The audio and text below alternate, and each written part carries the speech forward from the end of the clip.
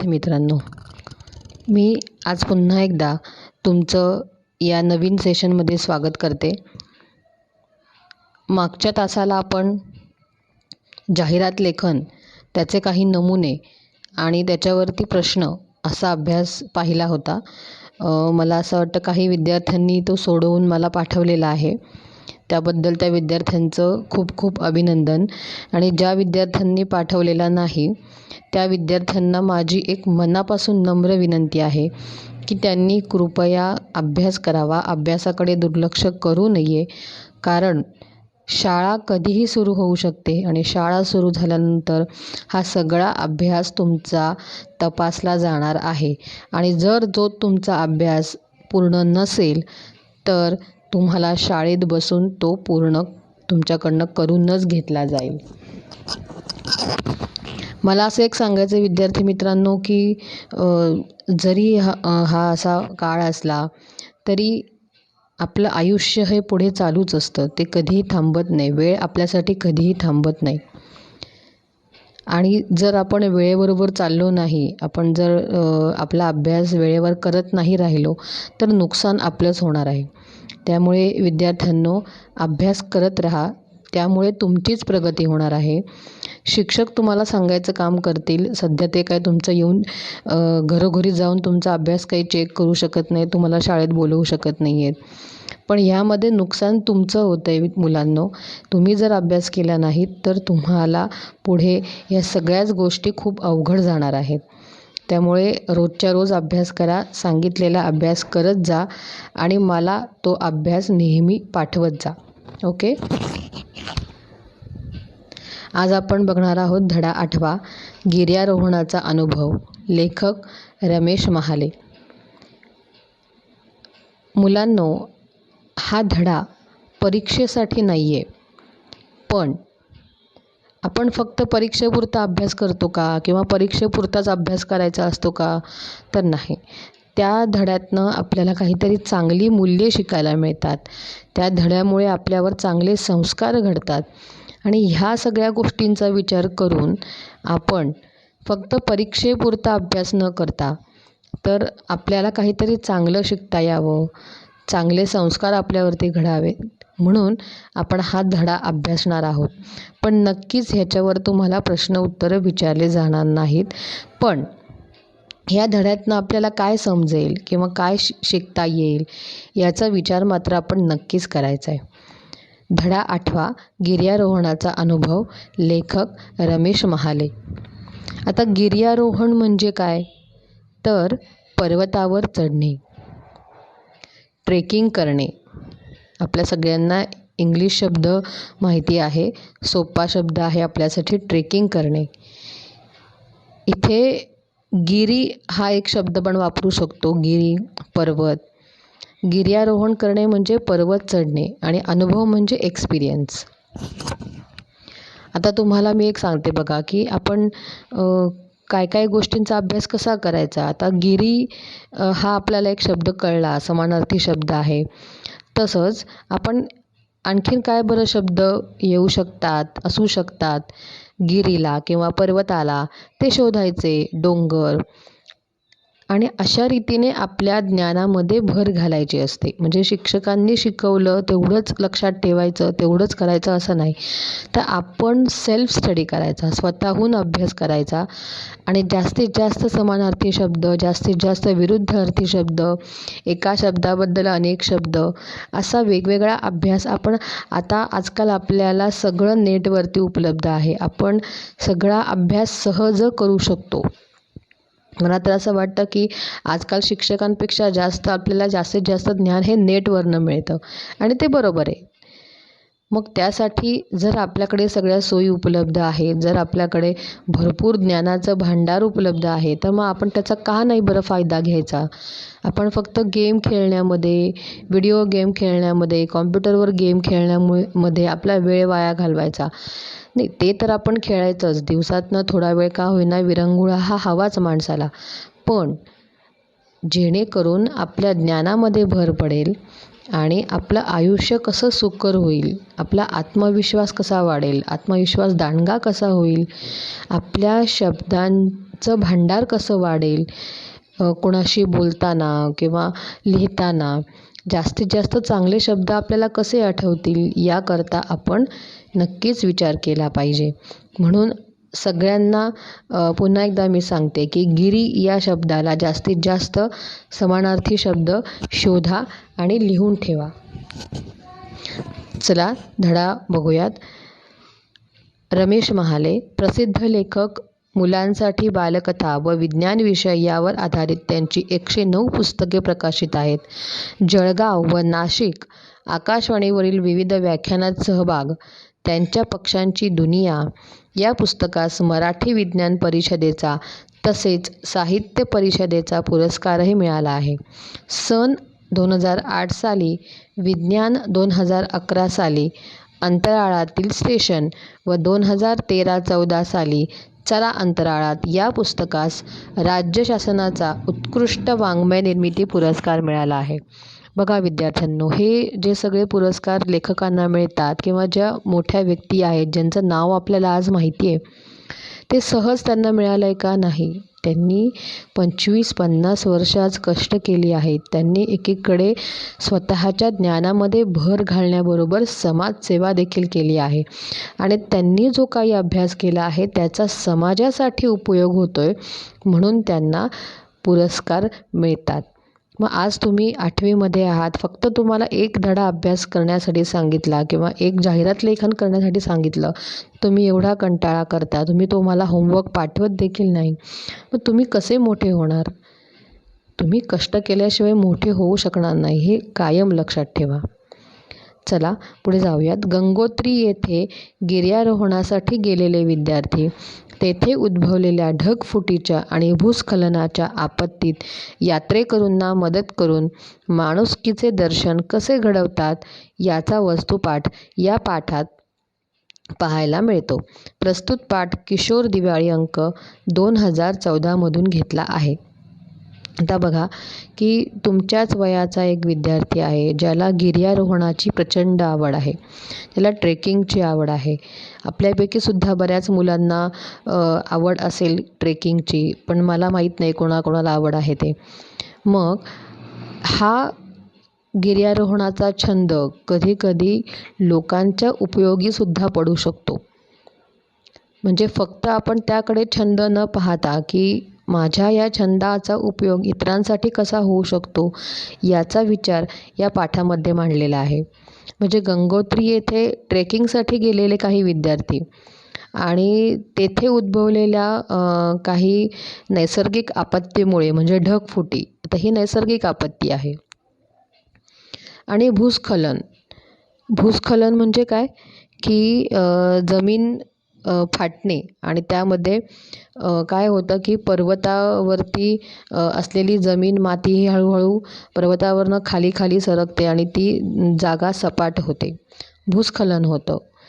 या आपत्तीमध्ये यात्रेकरूंना मदत करून माणुसकीचे दर्शन कसे घडवतात याचे उत्तम उदाहरण आपल्याला या पाठामध्ये शिकायला मिळणार आहे.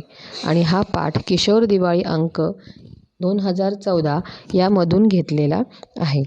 थोडक्यात आपल्याला या पाठात काय शिकायचं आहे तर ईशान व त्याचे मित्र गंगोत्री येथे हिमालयात गिर्यारोहणासाठी गेले होते. तेथे अचानक ढगफुटी आणि भूखंड घसरणी झाली. या भयानक संकटात ईशान व त्याच्या मित्रांनी यात्रेकरूंना मदत केली आणि या परोपकाराचे व माणुसकीचे दर्शन लेखकांनी रोमांचकारी शब्दात घडवले आहे. आपल्याला हे पाठामध्ये अभ्यासायचं आहे. शाळेला सुट्टी लागणार होती. ईशान विचार करत होता की ही सुट्टी कशी घालवायची. व्हिडिओ गेम खेळून त्याला कंटाळा आला होता. मित्रांबरोबर रोज क्रिकेट, फुटबॉल आणि बॅडमिंटनही खेळता येऊ शकणार होते. शिवाय त्याच रोमांचक कथा वाचण्यात त्याला विशेष गोडी नव्हती. म्हणजे काही दिवसांनी आता शाळेला उन्हाळी सुट्टी लागणार होती आणि आता ईशान व्हिडिओ गेम खेळूनसुद्धा कंटाळला होता. म्हणजे बघा, आपल्यासाठी अनेक गोष्टी उपलब्ध आहेत. आपण व्हिडिओ गेम खेळू शकतो, आपण मैदानी खेळ खेळू शकतो, आपण घरात बसल्यावर कॅरम, बुद्धिबळ अनेक गेम खेळू शकतो. पण ईशानला काय झालेलं आहे तर ईशानला व्हिडिओ गेम खेळून अत्यंत कंटाळा आलेला आहे आणि रोज मित्रांबरोबर बॅडमिंटन तो खेळू शकणार होता, पण त्याला शिवाय वाचनाची देखील आवड होती. पण वाचत वाचत त्याने काय केलं होतं, त्याने त्याच कथा पुन्हा पुन्हा वाचल्यामुळे त्याला त्यामध्ये आता रस राहिलेला नव्हता. ईशान विचार करू लागला, यावेळी सुट्टीमध्ये काहीतरी नवीन करावे, काहीतरी असे केले पाहिजे की सर्व कंटाळा नाहीसा होईल. परंतु बराच विचार करूनही त्याला सुट्टी घालवण्याचा योग्य पर्याय सापडत नव्हता. तेवढ्यात त्याला दिलासा मिळणारी एक घटना घडली. त्याला उत्तर काशीच्या गिर्यारोहण संस्थेकडून आपल्या कॉम्प्युटरवर एक ईमेल प्राप्त झाला.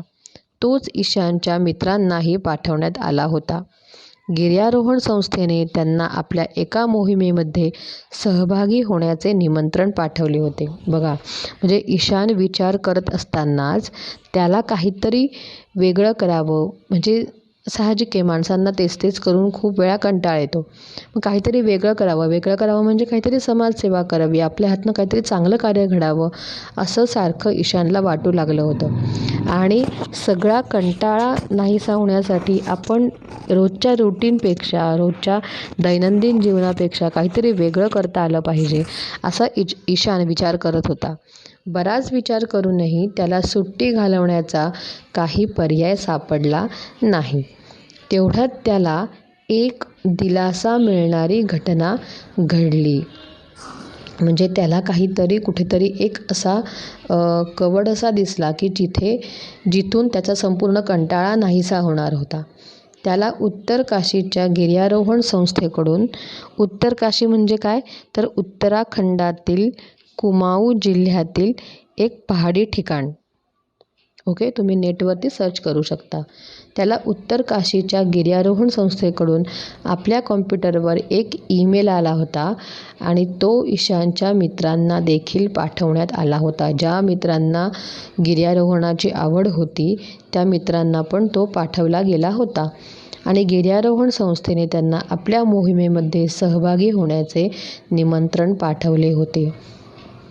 आता त्या संस्थेला कसं कळलं होतं की हा गिर्यारोहण करतो, तर त्याने गिर्यारोहण कुठेतरी आत्तापर्यंत केलेलं असावं किंवा त्याचा जनसंपर्क असावा, त्याने आपली माहिती नेटवर टाकली असावी, त्याने आपली माहिती नेटवर भरली असावी. मला हेच सांगायचं विद्यार्थ्यांनो की आपल्याला जे काही येतं ते आपण वाचन करतो, आपण ट्रेकिंग करतो किंवा आपल्याला आणखीन कुठल्या गोष्टीची आवड आहे ते 4 लोकांपर्यंत पोचलं पाहिजे. ओके, मग त्याचा उपयोग आपण इतर अनेक गोष्टींसाठी सुद्धा करू शकतो. मग त्याने नेटवरती माहिती भरल्यामुळे त्याने अनेक आत्तापर्यंत ट्रेकिंग केलेले असल्यामुळे एका संस्थेला त्याची माहिती मिळाली आणि त्या संस्थेने त्यांना त्यांच्या मोहिमेमध्ये सहभागी होण्यासाठी निमंत्रण पाठवले होते. खरं पाहता ईशानला गिर्यारोहणाचा विशेष छंद होता. गिर्यारोहण आता त्याचा छंद राहिला नव्हता, तर त्याला वेड लागले होते. त्याने आपल्या शहरातील एका प्रसिद्ध गिर्यारोहण संस्थेत आधीच प्रवेश घेतला होता आणि उत्कृष्ट प्रशिक्षणातून त्याला गिर्यारोहणातील बऱ्याच बारीक-सारीक गोष्टी समजल्या होत्या. म्हणजे ईशानला गिर्यारोहणाची विशेष आवड होती आणि त्यासाठी त्याने एका संस्थेमध्ये आपले नाव देखील नोंदवले होते. म्हणजे आत्तापर्यंत तो आपल्या मित्रांबरोबर सहज ट्रेकिंग करायला जायचा, पण आपल्याला प्रॉपर ट्रेकिंग करता यावं किंवा आपल्याला वेगवेगळ्या मोहिमा करता याव्यात यासाठी त्याने आपले नाव संस्थेमध्ये नोंदवले होते आणि त्याला अतिशय उत्कृष्ट प्रशिक्षण देखील त्या संस्थेतून समजल्या होत्या. त्याचे अनेक मित्रही याच संस्थेत गिर्यारोहण शिकत होते आणि त्यांनी ईशानबरोबर पहाडावर अनेक प्रशिक्षण कार्यक्रमात भाग घेतला होता. म्हणजे तो आणि त्याच्या मित्र यांनी देखील गिर्यारोहणामध्ये अनेक गोष्टी शिकून घेतल्या होत्या आणि गिर्यारोहण करताना कुठल्या अडचणी येऊ शकतात, आपण काय केलं पाहिजे, काय करता आलं पाहिजे, त्यातनं मार्ग कसा काढायचा, या सगळ्या गोष्टींचा अनुभव ईशान आणि त्याच्या मित्रांनी घेतला होता. गिर्यारोहणाचा अनुभव खरोखर रोमांचक होता, म्हणजे अंगावर काटे आणणारा होता. आकाशाला स्पर्श करणारे उंच पहाड, विशालकाय खडक, हिरव्यागार घाटी आणि वेगाने वाहणाऱ्या स्वच्छ पाण्याच्या पहाडी नद्या ईशान आणि त्याच्या साथीदारांना साद घालत होत्या. त्यांना जेव्हा संधी मिळेल तेव्हा ते आवश्यक उपकरणे आणि सामानाची बॅग घेऊन गिर्यारोहण करायला जात असत. म्हणजे गिर्यारोहण बघा, चित्रात दिसतंय आपल्याला की मुलं कसं ट्रेकिंग करतायत. म्हणजे सोपं नाही आहे ते काम खरं म्हणजे करणं. खूप रिस्की आहे ते, जीवावर पण बेतू शकतं. पण आपण काळजी घेतली तर नक्कीच, आपण योग्य प्रशिक्षण घेतलं तर नक्कीच आपण तो आपला छंद आयुष्यभर जोपासू शकतो. बरोबर. रोमांचक म्हणजे काय सांगितलं मगाशी मी, अंगावर काटे आणणारा, किंवा अजून एक त्याला एक शब्द आहे मनोवेधक. ओके. पर्याय ह्याला शब्द आहे विकल्प, त्याला इंग्रजीमध्ये ऑप्शन असं म्हणतात. मोहीम, मोहीम म्हणजे एक्सपिडिशन म्हणजे सफर. ओके. निमंत्रण देणे म्हणजे आमंत्रण करणे, इन्व्हिटेशन देणे. आणि वास्तविक म्हणजे इनफॅक्ट, खरे पाहता. छंद म्हणजे नाद, वेड, आवड. आणि उत्कृष्ट म्हणजे उत्तम, एक्सलंट. प्रशिक्षण म्हणजे एक विशेष प्रकारचे शिक्षण. ओके. आणि विशाल काय म्हणजे अवाढव्य, प्रचंड, मोठे. आता ईशान जेव्हा गिर्यारोहण करायचा तेव्हा त्याला त्या स्वच्छ पाण्याच्या पहाडी नद्या आणि तिथले डोंगर, तिथल्या दऱ्या हे ईशान आणि त्याच्या साथीदारांना नेहमी साद घालायच्या. साद घालायच्या म्हणजे काय, त्यांना एक प्रकारे त्यांना असं वाटायचं की ते आपल्याला हाक मारतायत, आपल्याशी बोलतायत, आपल्याशी संवाद साधतायत. ओके. उत्तर काशीच्या गिर्यारोहण संस्थेचा संदेश वाचल्यावर ईशान फारच खुश झाला. त्याने लगेच या निमंत्रणाची माहिती आपले मित्र धैर्य, प्रशांत, अमन आणि सक्षम यांना दिली. सर्वच मित्र फार खुश झाले. ते जणू सुट्टीत पहाडावर जाण्याची वाटच पाहत होते. शाळेला सुट्टी लागण्यापूर्वीच त्यांनी पहाडावर जाण्याची तयारी सुरू केली होती. शाळेला सुट्टी लागल्याबरोबर सर्व मित्र टॅक्सीने ऋषिकेशहून उत्तर काशीला पोहोचले. वाटेत उंच उंच पहाड पाहून ते फार रोमांचित झाले. त्यांना खूप आनंद झाला. त्यांचं त्या डोंगरांनी आणि त्या पर्वतांनी मन वेधून घेतलं होतं. गिर्यारोहण संस्थेच्या आपल्या साथीदारांना भेटल्यावर ईशान आणि त्याचे मित्र खूप उत्साहित झाले होते. सर्व मित्रांनी मिळून माउंटेनिअरिंगच्या सहाय्याने उत्तर काशीहून गंगोत्रीला जाण्याचा निश्चय केला. म्हणजे इतकं सोपं नाही आहे ते. माउंटेनिअरिंग करत म्हणजे ट्रेकिंग करत करत उत्तर काशीहून त्यांना गंगोत्रीला जायचं होतं. आणि हा खूप लांब पल्ला होता. हिमालयात जेथे गंगा उगम पावते ते ठिकाण म्हणजे गंगोत्री. ते एक तीर्थक्षेत्र आहे. ओके. आणि ऋषिकेश म्हणजे उत्तराखंडामधील एक शहर आहे.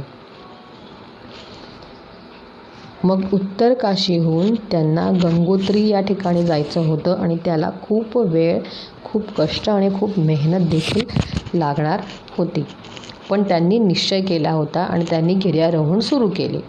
गिर्यारोहण सुरू झाले. उंच पहाडावर गिर्यारोहण करणे काही सोपे काम नव्हते. अनेक तासांच्या कठीण आणि थकवणाऱ्या चढाईनंतर शेवटी ते गंगोत्रीला पोचले. ईशान आणि त्याचे साथीदार गंगोत्रीला पोचल्यामुळे फार उत्साहित झाले होते. म्हणजे खूप कष्ट करून, खूप तास कठीण आणि थकवणारी चढाई करून देखील हळूहळू ते गंगोत्रीला पोहोचले होते. आणि गंगोत्रीला पोहोचल्यावर त्यांना खूप आनंद झाला होता, कारण ते त्यांच्या आयुष्यातील एक मोठं यश होतं.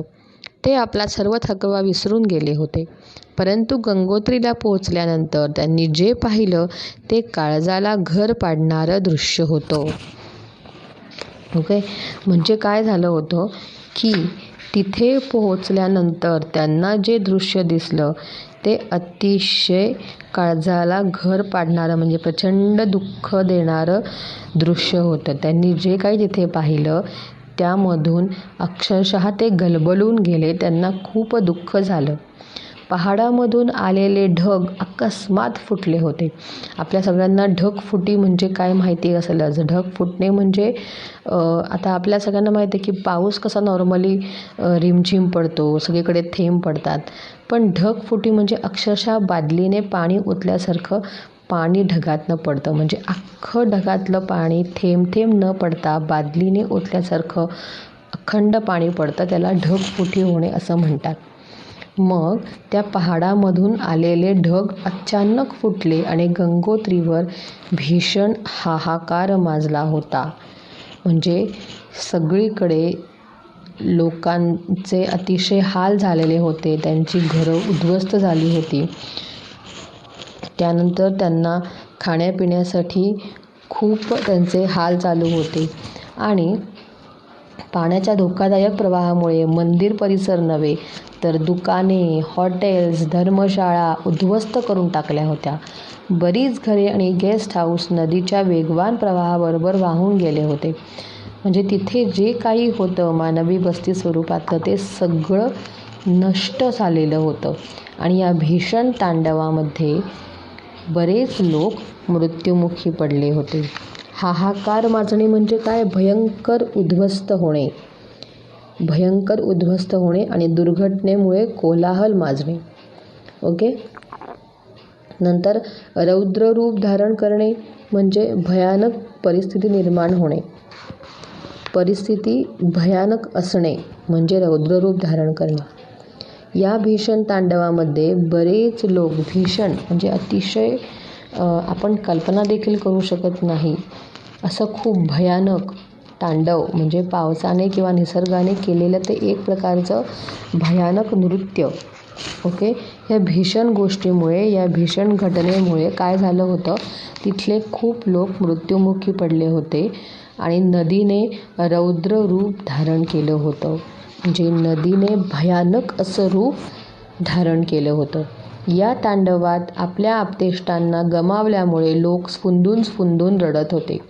भूस्खलन झाल्यामुळे ठिकठिकाणी अनेक तीर्थयात्री अडकले होते. ओके.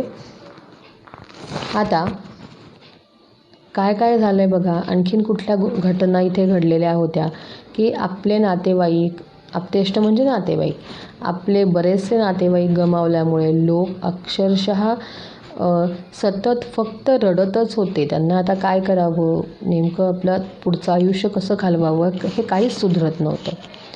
आणि भूस्खलन म्हणजे जमीन घसरल्यामुळे, डोंगरावरील जमीन घसरल्यामुळे ठिकठिकाणी अनेक तीर्थयात्री अडकले होते. ते बिचारे चारधाम यात्रा करायला निघाले होते, परंतु तेथे त्यांना सर्वस्व गमवावे लागले होते. म्हणजे अनेक लोक दूरवरून, लांबवरून तीर्थयात्रा करण्यासाठी, चारधाम यात्रा करण्यासाठी इथे आले होते, परंतु त्यांना इथे एक वेगळेच दृश्य आणि एका वेगळ्याच संकटाला सामोरे जावे लागले होते. तेथे त्यांना सर्वस्व गमवावे लागले. ईशान आणि त्याच्या साथीदारांनी पहाडावर हे सगळं पाहिलं, कुठे काय झालंय, काय चाललंय, तेव्हा त्यांच्या अंगावर अक्षरशः काटा आला. प्रचंड त्यांना भीती वाटली. अंगावर काटा येणे म्हणजे प्रचंड भीती वाटणे. आणि गिर्यारोहणाचा सर्वच उत्साह नाहीसा झाला. म्हणजे त्यांना जेवढा उत्साह गिर्यारोहण करण्यासाठी वाटत होता तो उत्साह क्षणात नाहीसा झाला, कारण त्यांनी हे सगळं भीषण दृश्य बघितलं. ईशान आणि त्याचे साथीदार ही परिस्थिती मूकपणे पाहू शकत नव्हते. म्हणजे ते शांत बसू शकत नव्हते. त्यांना काहीतरी करावं असं सतत वाटत होतं. अचानक तेथे भुकेने व्याकुळ झालेल्या एका मुलाने आपल्या वडिलांकडे बिस्किटांची मागणी केलेली ईशानने पाहिले. वडिलांनी जेव्हा दुकानदाराला बिस्किट पुड्याची किंमत विचारली तेव्हा तो म्हणाला, बिस्किटांचा एक पुडा 100 रुपयांना मिळेल आणि पाण्याची बाटली 200 रुपयांना. बघा कशी परिस्थिती असते की माणूस संकटामध्ये असेल तर त्याच्यावर अनेक आणखीन संकटं येऊन उभी राहतात. आता या अशा परिस्थितीमध्ये त्या लोकांकडे, बिचाऱ्यांकडे पैसे देखील शिल्लक राहिलेले नव्हते आणि तरीसुद्धा त्यांना आपल्या मुलाची भूक भागवणं हे अतिशय गरजेचं होतं. पण अशा परिस्थितीत जो 5 रुपयांना मिळणारा पुडा होता तो आता 100 रुपयांना मिळणार होता आणि 10-20 रुपयाला मिळणारी बाटली आता पाण्याची बाटली 200 रुपयांना मिळणार होती. म्हणजे परिस्थितीचा खरोखरच माणूस कसा विचार करत नाही की समोरच्या माणसावर काय परिस्थिती उद्भवलेली आहे आणि त्या माणसाला तर आपली गरज आहे, त्याला खायची प्यायची गरज आहे आणि अशाही परिस्थितीमध्ये माणूस पैसे कसे जास्त कमवता येतील याचा विचार करतो. आणि आपण आता ह्याचा अनुभव कोरोना काळामध्ये देखील सगळ्यांनी घेतलेला आहे. मग आता अशी परिस्थिती उद्भवल्यानंतर पुढे काय घडलं हे आपल्याला सांगता येईल. ते आपण नवीन सेशनमध्ये बघूयात. आज आपण इथेच थांबूयात. आता तुम्हाला हे शब्द जे दिलेले आहेत ते 5 वेळा वाचायचे आहेत. हा धडा एकाच सेशनमध्ये संपवून पूर्ण होणार नाही आहे, म्हणून हा 2 सेशनमध्ये मी करणार आहे. पण त्याच्या अगोदर तुम्ही हे शब्द लक्षात घ्या, 5 वेळा वाचा आणि चक्क पाठ करून टाका. ओके. आणि ह्या धड्याचं वाचन करायचं आहे. जरी परीक्षेला येणार नसलं तरी जास्तीत जास्त चांगले शब्द आपल्या डोळ्याखालून गेले पाहिजेत. गिर्यारोहण, पर्वत चढणे, रोमांचक, मनोवेधक, पर्याय, विकल्प, मोहीम, सफर, निमंत्रण, आमंत्रण, वास्तविक, खरे पाहता, छंद, नाद, आवड, उत्कृष्ट, उत्तम, प्रशिक्षण, विशेष शिक्षण, पहाड, पर्वत, डोंगर, विशालकाय, अवाढव्य, प्रचंड मोठे, खडक, मोठे दगड, खडक, मोठे दगड, रॉक, घाटी, लहान घाट, साक्षीदार, सोबती, उपकरणे, साहित्य, साधने, संदेश, आवाहन, सहाय्याने, मदतीने, चढाई, डोंगर चढणे, थकवा, मरगळ, अकस्मात, अचानक, एकदम, प्रवाह, पाण्याचा ओघ, मंदिर, देऊळ, भीषण तांडव, भयानक थैथयाट, आप्तेष्ट, नातेवाईक, स्फुंदून हुंदके देऊन, तीर्थयात्री, यात्रेकरो, उत्साह, उमेद, मूकपणे, शांतपणे, थाळी, ताटली, प्लेट, मनमानी, जबरदस्ती, लूटमार, फसवेगिरी, विश्रांती, विसावा, वृक्षस्वर, कोरडा, भावनाहीन आवाज, खुल्या, उघड्या, आधुनिक, नवीन, जवान, सैनिक, योगायोग, अचानक गाठभेट होणे, बहादुरीचे, पराक्रमाचे, कर्तबगारीचे. गृहपाठ. धडा वाचणे आणि अवघड शब्द 5 वेळा वाचणे. वाचनाचा अभ्यास जास्तीत जास्त करा, जेणेकरून तुम्हाला लिखाण काम करताना आणि एखाद्याच्या समोर प्रेझेंटेशन करताना, सादरीकरण करताना तुमचा आत्मविश्वास वाढेल आणि जास्तीत जास्त शब्दांचा वापर केल्यामुळे तुमची प्रगती नक्कीच होईल. ओके. अशा पद्धतीने आपण आज आपला 8वा धडा थोडासा समजून घेतलेला आहे आणि अजून थोडा समजून घ्यायचा राहिलेला आहे. Okay. Bye bye and take